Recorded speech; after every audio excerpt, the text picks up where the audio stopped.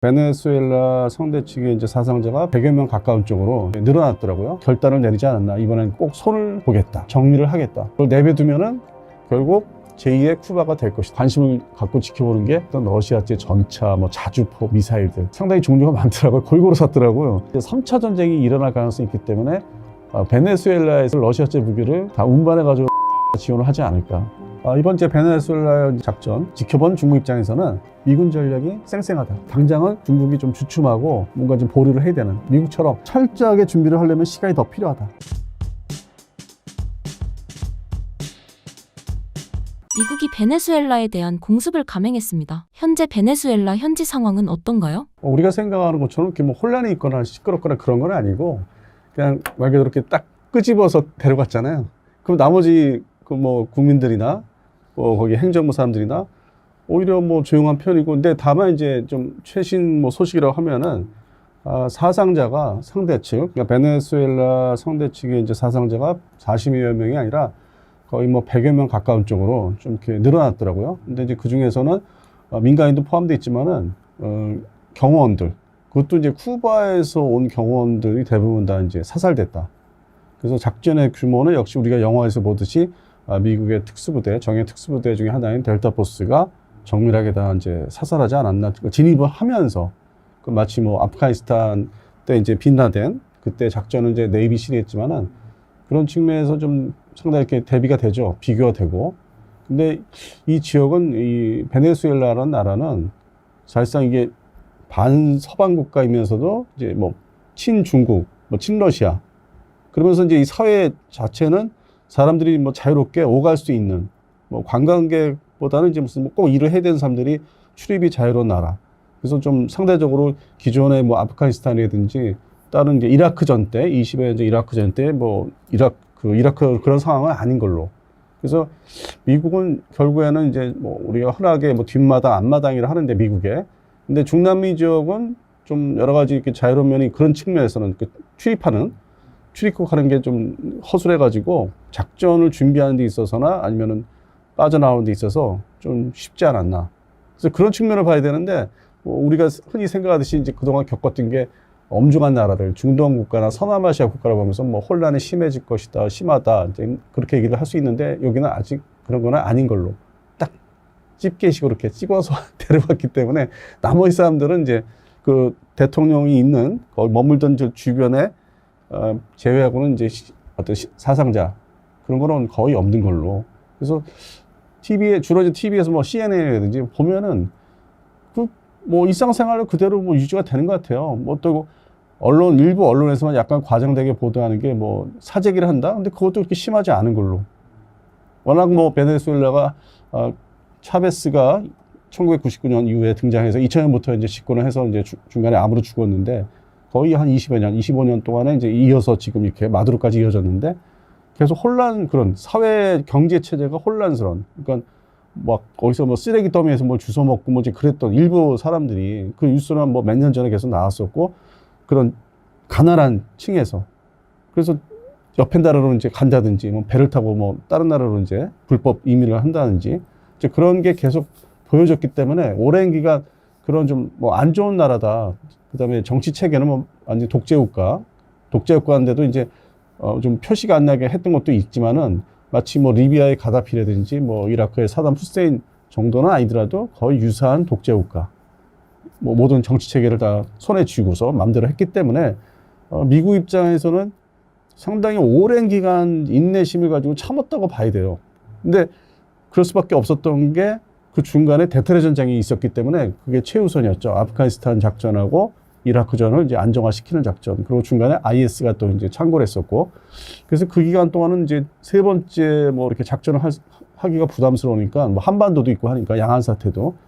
그래서 좀 이걸 계속 미루다가 전반적인 세계 이제 상태를 러우 전쟁이 있지만은 자기가 직접 들어간 전쟁은 아니니까 그런 측면에서 결단을 내리지 않았나. 이번엔 꼭 손을 보겠다. 정리를 하겠다. 그걸 내버두면은 결국 제2의 쿠바가 될 것이다. 왜냐면은 1962년도 핵전쟁이 일어날 뻔했던 쿠바 사태가 있는데 그 당시에 그거를 제대로 손을 못 보고서 흘러오니까 겨우겨우 이제 그 긴장을 서로 이제 완화시키기 위해서 오바마 정부 때 좀 뭐 이렇게 외교를 서로 다시 튼다지 기본적으로. 근데 그럼에도 이제 반미 국가는 여전하고. 근데 그 쿠바가 또 전 세계적으로 특히 이제 베네수엘라 그랬지만 전 세계적으로 자기들의 어떤 사람들을 수출하는, 그러니까 뭐 경호원 아니면 용병, 지금 우크라이나도 가 있지만 러우 전쟁 가 있지만은 그런 식으로 이제 그게 제동화 안 걸고 내비두니까 이게 좀 확산이 되지 않겠느냐. 그리고 이제 옆에 콜롬비아가 원래 지금의 대통령이 이제 선출된 대통령 전에는 그래도 그나마 대마약 전쟁하고 이제 뭐 그 공습을 한다든지 같이 그런 작전을 그 공산 반군이라든지 그 작전을 했던 나라인데 지금은 이제 또 흐지부지 돼가지고 이상한 성향이 또 바뀌었죠. 그래서 그런 측면에서는 좀 이거를 손을 봐야 되겠다. 그래서 상징적으로 정예부대를 투입해서 전면전이 아닌 이제 어떤 비정규전, 특수전을 해서 뽑아온 거지. 데려온 가서 뉴욕으로 잽싸게 데려갔는데 그거 보면은 역시 뭐 대단하다. 미국이 뭐 살아있다는 거는 이제 어떤 군사력 측면에서 특화된 거죠. 양안 사태를 보면은 이제 전면적인 전쟁을 이제 좀 실력을 뭐 보여준다든지 생각할 수 있는 건데 또 반면에 미국이 이제 2001년 9.11 테러 이후에 대테러 전쟁이 이제 본격 돌입을 해가지고 만 20년, 2021년 8월 15일날 다 끝냈지 않습니까? 그냥 급속히 철수하면서 그 아프가니스탄에서. 근데 그 사이에 이 대테러전, 특히 이제 비정규전, 특수전에 대해서는 상당히 노하우가 많이 쌓였다고 봐야 되죠. 지속적인 이제 그 작전을 하니까. 그리고 이제 아프가니스탄에서 완전 철군 빠져나온 지가 뭐 몇 년 안 되니까 그 실력이 이제 좀 쌓여 있었던 게 이번에 제대로 활용이 되지 않았나. 그래서 이 반면에 네이비실이 아닌 이제 델타 포스 육군 소속에 그렇게 해서 먼저 번에는 이제 빈라덴 때는 이제 네이비실이었는데 이번엔 델타 포스한테 이제 그거를 딱 지시를 한 거죠. 먼저 번에는 이제 해군이 했다면 이번엔 육군이 주도를 하고. 그래서 그런 측면에서는 작전 자체가 워낙 준비를 뭐 많이 했고 그다음에 자기들의 경험, 노하우를 많이 이제 다 모아가지고 정보전에서부터 상당히 치밀하게 준비했다는데 그나마 이게 자기들이 가까운 지역, 이 플로리다 지역에서 이렇게 건너가면은 베네수엘라인데 한참 내려가면은 쿠바를 거쳐서. 그러니까 자기네 어떤 영역, 이 중남미라는 게 그래도 자기들 영역이고 평상시에 정보 입수를 한다든지 어떤 교류, 좋게 말해서 교류고 아니면은 침투해서 뭘 내용을 빼내기가 쉬운, 수월한 지역. 그러니까 서남아시아나 중동 지역, 뭐 이란도 포함해서 거기하고는 다르다는 거죠. 그다음에 중앙아시아하고도 다르고. 그러니까 자기들이 접근하기가 용이한 지역. 그래서 이 작전이 성공하지 않았나. 또 말 그대로 파나마 노리에가 이제 잡아올 때 그때와 똑같은 뭐 날짜를 하는 것도 상징성도 좀 갖다 맞춘 것 같고 날짜를 일부러 준비를 해놓은 상태에서. 그리고 이제 자기 앞마당이다. 그리고 무엇보다도 이제 중국이 계속 그 석유를 수입을 해가니까 그 근본적으로 차단을 해야 되겠다는 게 이제 배경이 되고. 그래서 이게 뭐 여러 나라들이 무슨 뭐 아우성거린다고 하는데 우리나라도 극히 일부 정치인이에요. 이게 예전에 보면은 미국이 이제 중남미 그레나다, 그러니까 레이건 시절 때 그레나다 섬을 이제 한번 쳐들어간 적이 있었고 그다음에 파나마예요. 부시 정부 초기 때 중미에. 그거에 비교해서는 전 세계적으로 이 좀 이렇게 미국이 잘못했다, 미국이 나쁜 짓 했다 이런 게 좀 낮아요. 그 온도차가. 왜 그러냐? 그러면 언론에서도 좀 정치인들도 극히 일부인데 우리나라에서 왜 러우 전쟁 얘기는 안 합니까? 그거에 대해서는 일절 뭐 얘기를 안 해요. 러시아가 우크라이나 침공한 것에 대해서. 그거 잘못된 거잖아요. 똑같은 거거든. 이건 전면전이고 러우 전쟁은. 근데 이쪽에 대해서는 뭐 극히 일부지만은 미국이 또 나쁜 짓 한다. 중남미 자기들 손하게 했다고 손본다. 아주 옛날 그 스타일, 냉전 시절 때 스타일대로 또 비난을 하더라고. 근데 그나마 그것도 옛날보다는 좀 덜하다는 거예요. 그래서 이게 자연스럽게 가라앉지 않을까, 이 상황이. 그리고 미국의 어떤 미군의 희생이 또 없었고, 반면에 이제 그쪽은 이제 또 용병 경호원들이 이제 희생이 된 거니까, 그건 뭐 어디다 하소연할 수 없는 거고. 베네수엘라 자체에서도 그거 갖고 그렇게 부각을 안 시킬 거 같고. 그래서 그런 측면에서는 시간이 지나면 가라앉고, 그다음에 재판은 이제 뭐 유역으로 데려갔는데, 재판은 신속하게 처리해서 일단 감방에다 넣고, 그리고 상황에 따라서 앞으로 이제 다가오는 상황, 이 베네수엘라가 이제 어떤 정치 체계가 진짜 그 민주화를 이제 다시 회복을 해서 민주 제도가 회복돼서 대통령이 들어서고 하면은 먼 훗날 마두로를 뭐 좀 감방에서 있다가 내버릴 수는 있다고 보긴 해요. 베네수엘라하고 이제 미국하고 관계가 그 옛날, 원래 베네수엘라는 친미 국가였어요. 원래 물론 이제 군부 중심의 친미 국가인데 그 시절로 돌아간다면은 다시 뭐 마두로를 이제 힘이 없는 마두로를 내줄 수도 있죠. 그래서 뭐 베네수엘라 내부에 어떤 감방인 뭐 여러 가지 재판을 해서 다시 재판을 해서 감방이 된다든지. 그래서 그거는 뭐 보통 한 10년 정도 지나야 되지 않을까. 그래서 이게 첫날 그 들어갔을 때 그 보도를 봤을 때는 되게 놀랐는데 좀 시간이 지나면서 국내 언론도 좀 다루는 게 가라앉고 있어요. 미국도 미국 자신은 이제 자기들의 일이니까 계속 뭐 그 얘기를 하겠지만은 유럽도 생각보다 얘기를 안 합니다. 왜냐면 러우 전쟁이 지속되고 있으니까. 전면전이 정규전이 진행되고 있고 그게 러시아의 잘못이잖아요. 아주 크나큰. 물론 자기들의 이유가 있죠. 나토가 동진해가지고 너무 자기들 근접해 왔기 때문에 여러 가지 이유로 우크라이나를 치고 그쪽을 회색지대, 회량지대로 만들어야 된다. 중간 어떤 회량지대를 만들어서 자기들의 어떤 간격을 둬야 된다. 이제 그런 측면에서 쳐들어간 것도 있는데, 근데 거기가 이제 뭐 점령이 되면은 또 폴란드가 앞에 있고 하기 때문에 여러 가지 측면에서 복잡하죠.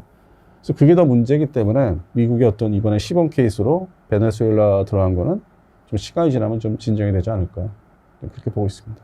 이번 베네수엘라 공습의 공식 작전명은 절대적 결이었습니다. 해당 작전에 대해 설명해 주신다면요? 근데 뭐 사전에 거기다 전개한 그 카리브해 쪽에다가 베네수엘라 앞바다에다 전개한 병력이 대서양 전력들이 다 투입이 됐기 때문에 특히 미 해군의 어떤 최신 항공모함인 포드함이 전진 배치되고 대서양 그 함대 소속인데, 그리고 이제 미 해병대 중심의 이제 항공대가 들어간 게 이제 F-35B가 스텔스 전투기의 대표 선수격으로 먼저 전개됐던 게 일반 언론 외신에서 계속 보여줬던 거고, 그리고 중간중간에 이제 그 어떤 겁을 좀 주기 위해서 그 마약 운반선을 많이 이제 격침을 했죠. 전에는 어떤 그 헬기인지 공격 헬기인지를 이제 밝히지 않는데 MH-60 뭐 S라든지 R이라든지 헬파이어 미사일을 쏠 수 있는 해상 작전 헬기나 해상 기동 헬기 이런 것들을 동원해서 다 타격 가하는 거를 격침하고 침몰시키는 거를, 물론 소형 작은 이제 운반선 이제 여러 차례 격침하고, 그래서 사전에 예고를 했다 그럴까요? 불시에 들어갈 수 있다. 근데 우리들 흔히 이제 생각했던 거는 정규전 규모로 상륙전단 중심으로 들어갈 거라 생각했는데, 그건 역시 과거의 사례에 비추어 좀 희생이 많이 따르기 때문에 그런 부분보다는 이제 앞서 말씀드린 대로 이제 그 대테러리즘 수행하면서 정밀 타격하는 이제 특수전 부대 중심으로 이제 다 계획을 바꾼 것 같습니다. 그 배경에는 이제 이 항모 포드급 항모를 이제 배치해서 작전 어떤 지휘 역할을 하는 중심이고, 그다음에 이제 이지스함들, 뭐 이제 원자력 추진 기관 잠수함 SSN 이 중심은 전력을 깔아놓고 미 본토에서 가까우니까 이제 공중급유를 좀 받더라도 채공 시간을 늘리기 위해서 뭐 스텔스 전투기 F-22A가 이번에 동원됐다고 하고, 이제 그다음에 이제 함재기들의 FA-18EF 뭐 슈퍼호넷. 그래서 뭐 상식적으로 생각할 수 있는 전력 일단 포진을 하면서 분위기를 잡고 뭐 압박을 가하고, 작은 이제 운반선들은 격침을 계속 하고, 그러다 보니까 언제 들어갈 것인가 정규전 상태로 이제 그걸 바라보고 이제 생각을 했는데, 이게 이제 특수전으로 이제 딱 결말이 났죠. 그 해당되는 이렇게 포진한 전력들을 뭐 철수는 안 했지만은 또 그것들이 들어갈 것도 아니고, 그래서 이 상태에서 이제 미국 입장에서는 핵심 인물을 뽑아왔으니까 이렇게 딱 데려왔기 때문에 베네수엘라 자체에서 부통령이라든지 지금 얘기하는, 그다음에 야당 세력들이 어떻게 이제 자기들이 스스로 이제 수습을 하는지. 근데 이것도 역시 과거에 중동 지역이라든지 서남아시아에서 여러 이제 경험이 이제 있기 때문에 곧바로 직접 개입하면 더 큰 혼란이 일어날 수도 있고 자기들이 원치 않는 이제 결말을 이제 받을 수 있기 때문에 두고 보는 거죠. 당분간은 이제 지켜보자. 자기들이 스스로 이제 수습할 수 있나. 그리고 자기들이 들어가서 뭐 파기했다는 거는 극히 이제 그 대통령이 머물던 그 지역하고 뭐 일부 이제 경호 차량들, 장갑차 같은 거라든지, 그다음에 공군기지에 뭐 S-300 미사일 포대, 그러면 이제 주력기라고 할 수 있는 몇 대 안 되지만 SU-27, 뭐 SU-30 프랭커 시리즈 그 전투기도 이제 얼마 안 되는 거 이제 파괴해서 사실상 뭐 베네수엘라 군은 주력이 이제 지상군은 그대로 다 남아 있어요. 러시아제 장비들, 기갑 장비들을, 포병 장비들을 많이 받아들였기 때문에, 사왔기 때문에 그거 중심으로 남아 있어요. 그래서 그거를 제거하기 위해서 정규전 한다는 거는 무리죠. 지금 러우 전쟁의 무기 조달 문제도 있고, 대만과 중국의 양안 사태를 유사시 대비를 이제 해야 되는, 뭔가 많은 무기를 더 이제 준비를 해놔야 되기 때문에 그런 측면에서는 바로 들어가기는 어렵다. 그리고 생각이 없는 것 같습니다. 그냥 특수전으로 해가지고 마무리 짓는 걸로. 그래서 더 이상 뭐 확산이나 확전은 없을 것 같아요. 물론 이제 트럼프가 뭐 지배를 하겠다 하는데, 그거는 일단 던지고 보는 거지, 얘기를. 먼저 던지고 보고 그 자체에서 어떤 수습을 하는지. 그래서 이제 이게 중간 성향에서 뭐 이제 친미 국가로 다시 바뀌는지 그 과정을 이제 두고 보겠다. 그런 측면이 심리전으로 들어가는 것 같아요. 지금부터는 재판 과정도 다 보여주고 재판 결과도 신속하게 이제 뭐 발표를 해서 뭐 마두로를 이제 감방에 넣는 것까지 다 보여주고 중간중간에 이제 관련 소식을 이제 계속 전하면서 심리전을 이제 도입하는 이게 또 군사약전의 일환이기 때문에 그래서 베네수엘라는 이제 결국 변할 수밖에 없고 다시 그 옛날에 그러니까 99년 이전에 군부 중심의 친미 국가로 좀 돌아서야 되지 않나 그런 고민을 할 거예요. 자, 그러면 이제 여기서 이제 흥미로운 거는 저는 군사무기 쪽에 관심이 많으니까 그러면 가까운 장래에 친미 국가 뭐 하다못해 1년 이내 이게 신속하게 이제 바뀔 수 있어요. 미국 생각하면은 친미 국가 쪽으로 방향을 돌려서 1년 이내 이제 그 전에 이제 야당 그 뽑힌 사람들 그 지도자들이 그 자리를 잡으면은 저는 좀 관심을 갖고 지켜보는 게 최근에 많이 도입했던 러시아제 전차, 뭐 자주포, 미사일들 상당히 종류가 많더라고요. 골고루 샀더라고요. 이 베네수엘라가 중국에다가 석유를 팔면서 그래서 그 장비들을 미국과 이제 협의를 해가지고 이 러우 전쟁이 이제 휴전을 하던 종전, 궁극적으로는 종전인데 그런데 문제는 이제 3차 전쟁이 일어날 가능성이 있기 때문에 베네수엘라에서 무기를 러시아제 무기를 다 이렇게 협의를 해서 다 운반해가지고 우크라이나 지원을 하지 않을까. 그래서 완전히 이제 러시아까지 끊어버리는 중국에게는 이제 석유를 못 팔게 단계적으로 조치를 취하게끔 하고 하루아침에 되는 건 아니고 그다음에 러시아하고 군사적인 그런 어떤 무기 조달 이거 다 끊어버리게 하는 그런 어떤 다음 단계가 있지 않을까. 심리전은 이제 끝난 다음에 마두로를 이제 감옥에다가 완전히 넣는 재판을 통해서 그다음에 이제 무기 문제, 그다음에 석유 문제를 손대지 않을까. 직접 들어가서 뭐 지배를 한다, 뭐 이라크처럼 그건 안 할 것 같아요. 그걸 겁을 주는 차원에서 심리전 차원에서 한 거고. 그래서 그 상당량의 베네수엘라 지상군 육군의 무기가 우크라이나 이전돼도 상당히 그것도 좀 도움이 되겠다는 그 양들 자체를 보니까 TC-12 전차부터 해가지고 그런 곧바로 우크라이나군이 이제 받으면 바로 사용할 수 있거든요. 그건 다 교육 훈련이 돼 있는 거고 실전에 지금 사용하고 있기 때문에. 그래서 오히려 저는 첫 번째는 이제 중국에 수출하는 석유를 단절시키는 거, 두 번째는 이제 무기를 이전하는 거. 그러면은 그게 일종의 미국 입장에서는 자기들이 특수전을 통해서 마두로를 잡아온 거에 대한 어떤 결과적인 자기들이 원하는 결과 쪽으로 가지 않나. 두 가지가 핵심인 것 같아요. 뭐 마약을 단속한다 이거는 실제 베네수엘라보다는 옆에 있는 콜롬비아가 더 문제거든요. 그 콜롬비아가 더 원래 유명한 그 생산지이기 때문에 그래서 그게 이제 겁이 났는지 지금 콜롬비아 대통령이 뭐 국경선을 차단한다. 근데 그건 그냥 자기들의 일종의 그냥 심리적인 발표지 그들 간에 콜롬비아나 베네수엘라 사이에서 뭐 사람들이 막 불법 왔다 갔다 하는 거 아니면 뭐 난민이라고 그러는데 난민지 발생할 것도 없어요. 그냥 과장되게 이제 콜롬비아도 이제 발표를 하고 있고 뭐 국경선 얘기를 하는데 그다음에 이제 콜롬비아가 이제 그런 측면에서 특수전에 의해서 뭐 자기가 제거되지 않을까 아니면 뭐 내려앉지 않을까 그런 겁을 내는 거죠. 그래서 오히려 콜롬비아가 그런 마약 문제에 있어서는 더 안 좋다, 심하다. 물론 이제 멕시코 또 얘기해요. 펜타닐 얘기하는데 중국에서 원료를 수입한 멕시코가 만들어서 국경 너머에서 이제 밀반입해서 이제 그것 때문에 혼란이 심하다. 뭐 대표적으로 이제 캘리포니아 지역에 뭐 하다못해 시애틀 쪽에 가보면은 심해요, 진짜 심각해. 그래서 그런 측면이 오히려 멕시코 문제가 더 이제 심각한 거고 이번에 베네수엘라 들어가서 그 이유를 원인을 배경을 설명할 때 마약 얘기했는데 그건 그렇게 크지 않은 것 같아요. 결국 다들 이제 일반 언론이나 다른 데서 얘기한 대로 그 석유의 어떤 그 중국으로 가는 거를 차단시키기 위해서 그리고 자기 앞마당이기 때문에 자기 뒷마당이지 앞마당이기 때문에 왜 여기까지 와서 석유를 조달하냐 그거를 이제 단절을 시켜야만 결국 중국과의 경쟁에서 뭔가 좀 자기들이 잡지 않을까 주도권을 그래서 그런 측면에서는 지금 이번에 작전을 이제 실행한 것 같습니다.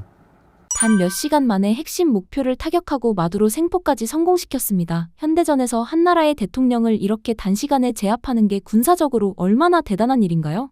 근데 일반적으로 생각할 때 우리가 뭐 많은 여행도 다니고 이제 출장 다니는데 지역 어떤 대륙별로 지역이 있잖아요. 보면은 아프리카는 정말 혼란스러워서 뭐 예측 불허해 작전한다는 게 뭐 미국에서 멀리 떨어져 있고 뭐 유럽도 힘들어하는 지역이니까 온갖 그 숫자가 많고 반군들이라든지 어떤 그런 게릴라 성격이 그러니까 아프리카 지역에서 작전은 진짜 무모한 거고 그다음 두 번째 중동 지역 또 거의 비슷한 환경이고 이번 이라크전에 겪었고 그다음에 서남아시아 아프가니스탄 지형도 뭐 산악지대고 또 저항도 워낙 거세고 그런 반면에 이 중남미는 물론 이제 냉전 시절 때 레이건 냉전 시절 때 80년대 보면은 중남미에서 중미 니카라과는 이제 거의 뭐 친소 국가였기 때문에 거기 또 저항력이 좀 대단했고 그래서 니카라과는 결국 손을 이제 미국이 그 당시에 못 받고 그리고 그 다음에 이제 만만한 게 이제 파나마를 이제 손을 본 거예요. 밑에서 이렇게 코스타리카 해가지고 군사력이 사실상 정규군이 없는 뭐 기갑 장비도 사실상 없었던 89년대 이제 파나마를 손받고 그 다음에 지금 이제 남미로 내려가면은 남미도 군사력이라고 할 게 사실은 이렇게 허술해요. 사실은 철저하게 조직화되어 있거나 운영할 수 있는 능력이 그 쿠바나 니카라과군에 비해서 형편이 없다는 거. 특히 베네수엘라군은 이게 과거에 미국 장비를 중심으로 운영하다가 중간에 이제 2000년대면은 뭐 2008년, 9년 이럴 때 가장 극심했는데 그 좀 시끄러웠던 게 차베스가 집권할 때 미국하고 사이가 엄청 안 좋았고 그 당시에 이미 침공을 이제 하겠다고 준비를 한다고 이제 많은 뉴스가 나왔는데 대테레전을 이제 두 개의 지역에서 하니까 결국은 이제 엄두가 안 나서 그걸 포기했죠. 그러니까 이미 미국 입장에서는 한 15년 전 그 이상 그 쳐들어갈 생각을 했었어요. 정규전으로. 근데 두 개 지역에서 전쟁을 수행하고 있었기 때문에 그걸 이제 안 했던 거고. 그래서 계속 내버려뒀다가 여러 가지 이제 경험상, 능력상 자기들이 또 비용 대 효과만 해서는 이제 특수전으로 이제 실행을 한 거고 베네수엘라군이 허술하고 지상군은 이제 러시아 장비로 이제 기갑 장비, 포병 장비, 대공 장비, S-300도 그렇고 많은 걸 이제 보유했는데 그것만 타격해. 특히 S-300만 딱 제거하면은 우크라이나 군대 이제 S-300이 주력이었는데 러우 전쟁 초기에 S-400도 아니. 그것만 제거하면 실제 그거를 방어할 수 있는 능력이 없어요. 물론 이제 수많은 대공포, 뭐 ZU-23 같은 뭐 23mm 대공포가 있는데 그거는 이제 수동식이고 적어도 어떤 헬기 중심인데 지휘부, 레이더를 중심으로 한 지휘 통제부를 이제 제거를 하면은 그거는 어떻게 어디다 쏠지. 그러니까 마치 이라크 전이나 걸프전 때 그 한방 무한정 밤에다가 그냥 공중에다가 쏘는 식의 그런 이제 어떤 방어밖에 안 되기 때문에 사실상 방어력이 특히 핵심인 그 전투기 전력이 있으나 마나한 전력. SU-30을 이제 주력기로 갖고 있다고 하는데 그게 한 줌이에요. 한 14대 정도 되는데 물론 이제 자기들이 12월 달 초순에 거기에 이제 공대함 미사일 같은 거는 탑재해서 창고에서 꺼내서 발사하는 모습은 이제 항공모함 전단이 오니까 그렇게 해서 견제를 이제 했는데 그게 다야. 미사일도 몇 발 안 되고 그게 가동해서 뜰 수 있는 대수도 10대 미만이고. 그러니까 그거를 이제 집중 타격한 거예요. S-300하고 SU-30의 부대만 제거하면은 이거는 있으나 마나 그냥 들어갈 수 있는. 그래서 그거를 제대로 이제 처음에 준비를 미국이 해서 제거를 이제 했다고 이제 봐야 되는 거고 공식적 발표는 안 했지만은 그럼 그 다음부터는 이제 뭐 쉽게 되는 거죠. 근데 그러한 나라들이 중남미에 많아요. 실제 쿠바를 제외하고는 어떤 저항 어떤 그 자기들이 생각하는 게 쿠바는 워낙 뭐 유명하고 전 세계 수출도 아직도 하고 있으니까 지금 경호원 얘기도 나오잖아요. 베네수엘라 경호원들이 들어가 있었다. 근데 그거 다 이번에 사살했다 미국이. 대통령 주변에 있던 쿠바 사람들, 쿠바 경호원들 다 사살했다 얘기가 나오고. 그래서 그런 측면에서는 뭐 이게 자기들이 쉽게 생각한 대상 국가에 쉽게 성공한 거예요. 그게 다른 지역이면 힘들어요. 뭐 특히 한반도, 뭐 북한의 방공망이라든지 뭐 핵무기도 갖고 있고 여러 가지로 복잡하잖아요. 그다음 후가가 이제 어떻게 될지 예상이 안 되는 거기 때문에 그러한 지역들에 대해서 작전은 안 하잖아요. 근데 중미 국가, 남미 국가인데 지금 이제 베네수엘라 손봤기 때문에 그 다음에는 지금 떨고 있는 게 콜롬비아보다는 콜롬비아는 이제 어떤 외교, 정치 외교 협상으로서 지금 톤다운 시킬 수 있기 때문에 전에 이제 합동 작전을 많이 했던 나라고 연합 작전, 미군하고 그 게릴라 작전을 이제 공산 반군이라든지 그 마약 그 단체에 대한 거를 이제 많이 그 범죄 단체들을 많이 제압한 작전을 했기 때문에 타협의 여지. 그러니까 콜롬비아 같은 경우는 이제 미국에 대해서 어느 정도 알고 있기 때문에 군사력에 대해서 어떻게 움직인다는 걸 알고 있기 때문에 좀 섣불리 뭐 이렇게 완전 반미로 철저하게 하지는 못할 것 같고 그것보다는 오히려 떨고 있는 거는 이제 멕시코 같아요. 우리가 그 영화 뭐 사카리온가 뭐 시카리온가 있지 않습니까? 그 상태가 지금 영화에 그 상태가 있기 때문에 미국도 상당히 불편하거든요. 바로 밑에 국경선 바로 밑에 거기서 모든 게 들어오기 때문에 실제 이거를 겁내는 거는 이제 그 멕시코의 여자 대통령. 그게 이제 뭐 민주적으로 선출이 됐어도 자기 했던 그 대통령 권한으로서 그거를 다 제거 못 하잖아요. 반대로 이제 자기가 또 암살될까봐 아니면 밑에 뭐 장관들이 죽을까봐 뭐 여러 가지가 이제 이게 불안정하잖아요. 근데 미국 입장에서는 콜롬비아보다는 이제 멕시코가 더 문제라는 게 뭐 일반 언론이나 외신에서도 그 펜타닐 문제를 계속 지목하고 있기 때문에 그래서 그런 면에서는 특정 국가들, 그 전부가 아닌 특정 국가들은 이제 좀 자기가 대상이 되지 않을까. 이제 그런 측면에서는 이제 멕시코가 첫 번째고, 그다음에 이제 쿠바는 이제 이 근성들이 있어서 마치 그 옛날 근성들이 살아있기 때문에 그 공산군의 그 근성이 있기 때문에 쉽게 손을 못 대요. 물론 이제 그 쿠바 관타나모 밑에, 그러니까 이제 쿠바 그 지역의 밑에 이제 미군 기지가 또 있어요. 아주 교묘하게 희한하게 들어가 있는. 물론 이제 지금 이번에 마두로를 잡아가지고 중간 거점에 이제 그 해당되는 관타나모 기지를 거쳐서 이제 뉴욕으로 데려갔다. 물론 처음에 신문 언론 보도에서는 이제 뭐 저기 헬기 항모에 이제 거쳐서 그냥 본토로 간 거로 얘기했는데 관타나모 기지를 거쳤더라고요. 쿠바 땅은. 이게 나중 기사에는. 그래서 그런 측면에서는 거기도 주시할 수 있는데 미국이 이제 쉽게 뭔가 작전을 좀 할 수 있는 거는 그렇게 바다가 플로리다 앞에 있지만은 그 쿠바가 관타나모 기지도 거기에 있지만 측면에 있지만은 거기보다는 이제 멕시코 먼저 여러 가지 형태로 얘기를 하다가 어떤 권고 뭐 이렇게 여러 가지 협상 뭐 하다가 안 되면은 그 영화에서 보듯이 그러한 작전을 할 수 있다. 뭐 말 그대로 지금 뭐 말씀드리고 보니까 우리 그 영화 본 거 그거의 확대판이 지금 베네수엘라네요. 진짜. 그리고 이제 옛날 파나마도 얘기하는데 그건 너무 오래된 얘기고 그때 또 상황이 이제 냉전 말기였고 부시 대통령 당시였기 때문에 그렇게 뭐 날짜나 뭐 침공 형태 뭐 이런 거 좀 다르잖아요. 그때는 침공이었고 정규군이 들어갔고 파나마에 주둔하고 있던 병력이 가세를 본토에서 공수 낙하된 병력하고 가세해서 정규전을 사실상 했던 거고 상대 파나마군은 이제 뭐 군이라고 할 수 없는 어떤 방위군, 뭐 보안군 형태였기 때문에 그거하고는 이거는 좀 다르더라고요. 지금 보고 있는 거죠. 베네수엘라의 뒷배인 중국은 이번 공습을 어떻게 봤을까요? 이번 이제 베네수엘라의 이제 마두로 체포 작전 그걸 이제 지켜본 중국 입장에서는 두 가지죠. 뭐 자기도 유혹을 받으면서 이게 정규전을 실행했을 경우에 이 동북아시아에 깔려 있는 나와 있는 미군 전력이 거의 뭐 그 동일한 거기 때문에 그 항공기나 함정들이 이게 작전 능력이 대단하구나, 아직 살아있구나. 뭐 노후 함정, 뭐 MRO 얘기하고 뭐 한국을 끌어들여서 자꾸 이제 그게 이제 크게 이제 키우는 뉴스인데 실제적으로 현재로서는 미군 전력이 쌩쌩하다. 그러면 이제 시기를 좀 더 길게 봐야 되잖아요. 그리고 시진핑이 얘기하는 대로 27년이 지나야만 뭔가 한번 시도를 해볼 수 있는. 그래서 당장은 중국이 좀 주춤하고 뭔가 좀 보류를 해야 되는. 뭐 왜냐면 그 베네수엘라 그 사태 직전에 시진핑이가 당장 뭐 27년도에 들어갈 것처럼 하는 언론 보도도 좀 몇 개 있었어요. 근데 그게 이제 보류가 되고 좀 더 준비를 해라. 미국처럼 철저하게 준비를 하려면 시간이 더 필요하다. 이제 그런 게 이제 아마 현상이 일어날 거예요. 중국에서도 군사력을 더 보강을 해야 되고 어떤 정보 지휘 체계 이것도 철저하게 보완을 해야 되고 뭐 무조건 미사일 전력으로만 되는 게 아니고 특수전부대도 중요하고 저렇게 희생을 최소화시켜서 이 자기들이 성과를 얻어내려면은 특수전부대도 더 키워야 되는데 근데 유별나게 중국군의 특수전부대에 대해서는 알려진 것도 없고 어떤 그 미국처럼 그렇게 조직화된 거를 아직은 이루지 못한 것 같더라고요.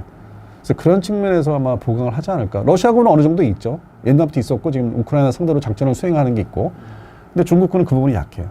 특수전부대, 뭐 항공기라든지 그 전력이 지금 갖고 있지는 않아요. 실제적으로는 다 주변에 있는 전력, 헬기 전력이라든지 수송기 전력을 또 이렇게 혼용을 하는 거지 거기에 특화된 전력이 없다는 거.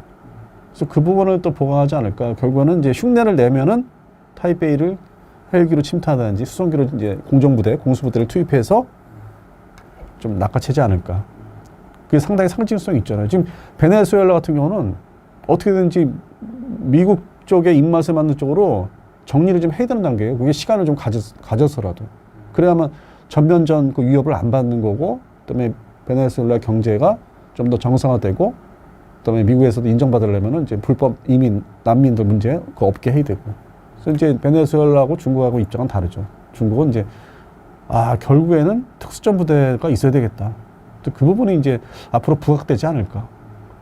저희들이 홍보하는 그 영상들을 제작하는 것도 그쪽 부분은 이제 슬금슬금 이제 일단 초기 단계지만은 좀 내보내지 않을까. 그래서 저게 하나의 또 뭐 변수로 보고 있어요. 왜냐면 지금까지는 중국의 어떤 대형 상선들에 뭐 미사일을 실어서 컨테이너선에 실어서 뭐 발사한다. 그것도 일종의 뭐 비정규전 그 방법인데 2차 대전 때 독일이 뭐 상선 그 개조해서 무장 상선이라든지 근데 그것까지 얘기가 나왔는데 그다음에 특수전은 자기들이 생각 못한 부분이잖아요. 근데 그 부분을 좀 관심 있게 지켜보면은 좋지 않을까 싶습니다. 미국이 베네수엘라에 대한 공습을 감행했는데요. 현재 베네수엘라 현지 상황은 어떤가요? 약간 50대 50인 것 같아요. 그러니까 지금 어쨌든 마두로를 지지하고 그다음에 마두로의 부하들이 현재 그 베네수엘라를 집권하고 있는 상황이기 때문에 이 사람들은 굉장히 지금 새드한 상황이고, 반면에 마두로 때문에 이제 고생했던 사람들은 굉장히 이제 환호와 이제 기쁨이 넘쳐나는. 그래서 사실 제가 이제 녹화하기 오기 전에 이제 뭐 SNS 통해서 베네수엘라 현지에서 나오는 여러 가지 동영상들을 봤는데, 어떤 사람들은 뭐 자다 일어나서, 사실은 이제 그 시간이 현지 시간으로 보면 새벽 시간대였거든요. 그래서 이제 카라카스 중심으로 이제 작전이 진행됐고, 그 외의 지역은 사실 크게 영향을 안 받았어요. 그러다 보니까 깨서 안 사람들이 더 많고, 지금은. 그러니까 막 뭐 기뻐서 춤추는 사람도 있고, 뭐 눈물을 흘리는 사람들도 있고. 사실 이제 그동안 뭐 우리나라에서도 많이 언급이 됐지만 베네수엘라 경제가 파탄이 됐고, 사실 많은 사람들이 베네수엘라를 떠나서 미국으로 가기도 했고, 그다음에 중남미 다른 국가들로 이제 도망을 가기도 했는데, 그래서 사실은 지금 여론이 뭐 한 50대 50으로 봐야 될 것 같아요. 베네수엘라 지금 집권하고 있는 세력들은 굉장히 슬픈 분위기고, 베네수엘라를 탈출한 사람들이나 그리고 마두로를 반대한 사람들은 뭐 거의 축제 분위기고, 그런 식으로 좀 나뉜다라고 봐야 될 것 같습니다. 그동안 사실 베네수엘라 경제가 엉망진창이 됐고, 뭐 전에도 한번 우리 언론에서 다뤘지만, 뭐 물건 하나 사러 가려면 베네수엘라 돈을 뭐 이렇게 캐리어에 담아갈 정도로 화폐 가치가 확 폭락을 해버렸으니까. 이전까지만 해도 그 차베스 마두로 전만 해도 베네수엘라가 나쁘지 않았어요. 남미에서 그래도 탄탄한, 왜냐면 이제 석유라든가 이런 것들이 있었기 때문에 탄탄한 경제 구조를 갖고 있었는데, 이 좌파 정권이 집권하면서 사실은 망했죠. 몰락을 했죠. 시장 경제가 붕괴됐고. 이번 베네수엘라 공습의 공식 작전명은 절대적 결의였습니다. 해당 작전에 대해 설명해 주신다면요? 번역에 따라 좀 차이가 있는데, 절대적 결의라는 말도 쓸 수 있고, 그 다음에 확고한 결의. 그러니까 사실 이제 미국의 군사작전을 보면 이런 걸 되게 좋아해요. 보면은 이게 앱솔루트 리졸브라고 그러는데, 약간 이런 결단하는 그런 모습들, 이런 것들을 굉장히 여러 작전명에 붙이는데, 그만큼 이게 지금 트럼프 2기 행정부 입장에서는 중요한 작전이었다. 그리고 이제 트럼프 2기 행정부가 하는 군사작전에 좀 이 레파토리가 있어요. 기존의 이전 행정부들이 했던 군사작전들은 잘 보면은 잘못 들어갔다가 굉장히 작전이 길어지는 경우가 많았습니다. 그 대표적인 게 이제 이라크전, 아프간전 같은 경우에 굉장히 오래 했었죠. 근데 이 트럼프 2기 행정부는 잘 보면 약간 이런 것 같아요. 그러니까 이번에도 잘 보면 작년 하반기부터 준비를 차근차근 해왔고, 그러니까 요즘 말로 하면 빌드업을 차근차근 해왔고, 결정적 순간에 치고 들어가서 빨리 빠져나오는, 그러면서 효과는 극대화시키는 이런 방식으로 많이 하고 있습니다. 그러니까 과거 행정부들의 실패 사례를 좀 면밀히 검토를 한 것 같아요. 네, 이번에도 역시 이제 그런 식으로 진행이 됐고, 더 중요한 거는 정말 미국의 군사작전처럼 했다. 그러니까 미국의 육해공 해병대가 다 동원이 됐고, 그 다음에 특히 미국이 강점이 갖고 있는 각종 정보, 판단 능력. 아마 이번에도 이 마두로의 일거수일투족을 감시하는데 인공지능이 상당 부분 많이 동원이 된 것 같아요. 요즘은 사실 이제 정보를 획득한 다음에 분석하는 걸 인공지능들이 많이 합니다. 또 한 가지로는 굉장히 이 인공지능이 이렇게 분석을 하다 보면 어떤 장점이 있냐? 템포가 빨라지겠죠. 분석이 빨리빨리 되니까.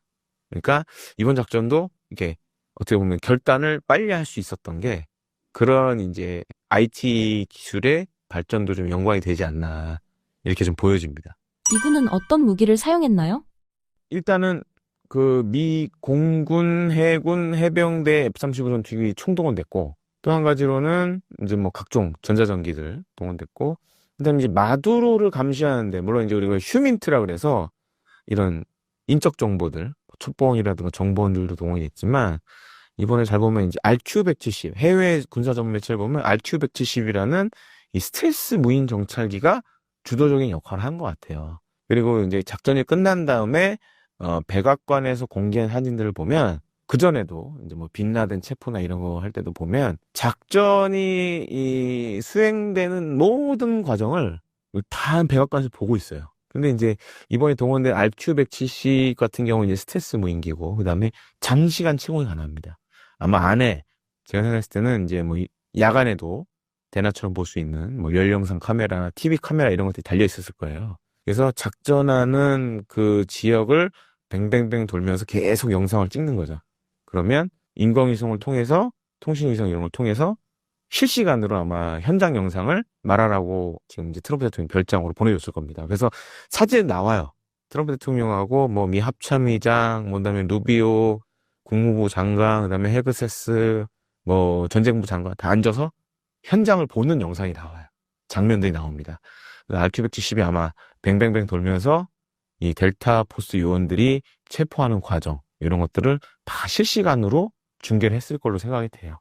그러니까 그 정도로 지금은 미국은 이런, 이걸 보통 이제 하이 밸류 타겟, 뭐, 그 다음에 뭐, 타임 센시티브 타겟, 그러니까 뭐, 고가치 표적, 시한성을 요하는 표정, 뭐, 이런 군사 전문 용어도 있습니다. 이런 걸 제거를 할 때, 요런 이제 스텔스 무인기들이 동원이 돼서 현장 영상을 보내주죠. 그래서 바로바로 군 통수권자가 상황을 인지할 수 있게끔 그렇게 만들어줍니다. 현대전에서 한 나라의 대통령을 이렇게 단시간에 제압하는 게 군사적으로 얼마나 대단한 일인가요? 그러니까 이거는 미국만이 가능한 거예요. 뭐 여러 가지. 그러니까 할 수 있는 장비들을 다 갖추고 있다고 해도 이게 수많은 연습과 실전 경험이 없으면 이렇게 못해요. 그래서 아주 단적인 예가 지금 이제 우크라이나 전쟁이 거의 이제 5년 차로 접어들고 있죠. 22년, 23년, 24년, 25년, 26년. 5년 차로 접어들고 있는데 사실은 이제 러시아가 22년도 2월에 우크라이나를 침공했을 때 이런 비슷한 작전을 실행하려고 했었어요. 실제로 실행도 했었고. 하지만 다 안 됐죠. 그래서 당시 이제 키이우에 이 젤렌스키 대통령을 잡으려는 용병들과 특수부대를 미리 침투를 시켰고, 그러니까 이제 이거였어요. D-Day인 날 젤렌스키를 체포하거나 사살하는 거였어요. 하지만 그 전에 들통이 났죠. 그래서 당일날 다 잡혔어요. 다 잡혔고, 또 한 가지로는 이제 그때 러시아군이 키이우 인근에 있는 호스트멜이라는 공항을 점령을 하려고 했었어요. 여기 점령해서 러시아에 보면 이제 공수군이라고 있거든. 우리로 치면 이제 공수부대 같은. 그래서 이 부대들이 여기를 도착을 해서 키이우를 점령하는 게 목표였어요. 하지만 1파는 도착을 했습니다. 근데 오는 과정에 헬기 타고 오다가 대낮에 헬기 타고 우르르 오다가 많이 격추가 됐어요. 그리고 1파가 내렸는데 그 다음에 이제 수송기에 이제 공수군들이 타고 와야 됐어요. 하지만 1파가 제대로 작전을 못하면서 2파가 못 왔어요. 그러면서 고립되고 나중에는 이제 도망을 가게 됩니다. 그러니까 확연하게 차이가 나죠. 러시아도 물론 그런 전력과 장비들 갖고 있지만 미국만큼의 기술과 노하우는 없다. 이런 게 이번에 다시 이제 전 세계적인 군사 전문가사들 사이에서는 또 논란이 되고 있죠. 확실히 러시아는 뭔가 부족하다. 그리고 이걸 할 수 있는 나라는 미국밖에 없다. 이제 미국이 이런 작전들을 많이 해봤기 때문에 노하우라든가 경험이 많으니까 어떻게 해야 된다라는 걸 잘 알고 있는 거죠. 그리고 실제로 지금 이제 작전이 끝난 다음에 나오는 것들을 보면 델타포스 요원들이나 이런 사람들이 작년부터 다양한 훈련을 진행해 왔다고 하더라고요. 그래서 이제 마두로가 숨어 있을 걸로 예상되는 안전가옥을 미리 이제 훈련장에 세트를 만들어서 어떻게 해야 될지 이런 것들을 미리 다 사전에 충분히 연습을 하고 작전이 투입이 됐다라고 이제 얘기를 하고 있고, 또 한 가지는 이제 델타포스, 그 다음에 전에 빈라덴을 잡았던 뭐 네이비실 6팀 대부구르라고 얘기를 하는데, 이 두 개 팀은 이렇게 평가를 많이 합니다. 미국 내에서 티어 1급, 그러니까 최정의 특수부대고, 또 한 가지로는 이 부대들이 제이삭, 그래서 합동특수전 사령부에 속해 있는 부대들이에요. 근데 이 제이삭은 이렇게 생각하시면 돼요. 미 대통령의 직접적인 명령을 받고 작전을 수행하는 부대. 그래서 미 대통령의 별동대라는 별칭이 있거든요. 이런 부대들은 사실 이런 핵심적인 작전에 우선적으로 투입이 됩니다. 네. FBI와 합동해서 진행한 건가요? 같이 했고, 그 FBI나 DEA가 들어간 배경은 영장 집행을 해야 돼요. 그러니까 이번 작전이 좀 독특해요. 그러니까 예를 들어서 뭐 중동에서 테러리스트 암살, 이거는 그런 과정이 필요가 없어요. 근데 이번에 이제 잘 보시면 마두로가 지금 미국으로 끌려갔잖아요. 그래서 지금 이제 미국 뉴욕에 있는 형무소에 수감이 됐는데 거기 수감된 형무소에 지금 누가 있냐? 퍼프데디가 있어요. 래퍼 퍼프데디가, 왜냐면 그 여러 가지 지금 뭐 마약이라든지 뭐 성 관련된 문제도 있어서 거기 수감돼 있는데, 그러니까 이번엔 좀 사안이 다른 거예요. 사살이 아니라 미국의 법정에 세워야 되는 문제가 있는 거예요. 근데 델타 포스나 이런 사람들은 이 법 집행을 할 수 있는 사람들이 아니거든요.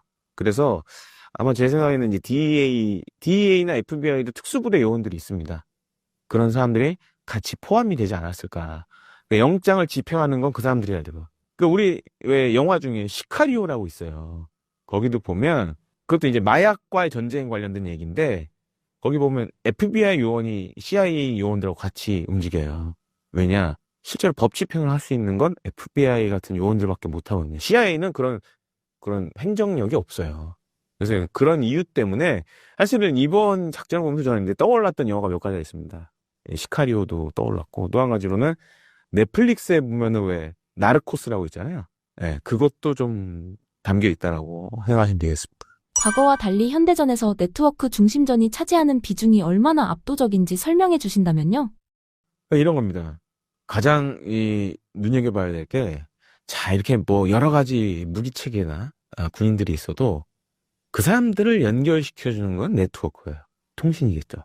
통신망을 절단해버리면 우왕좌왕이 할 수밖에 없어요.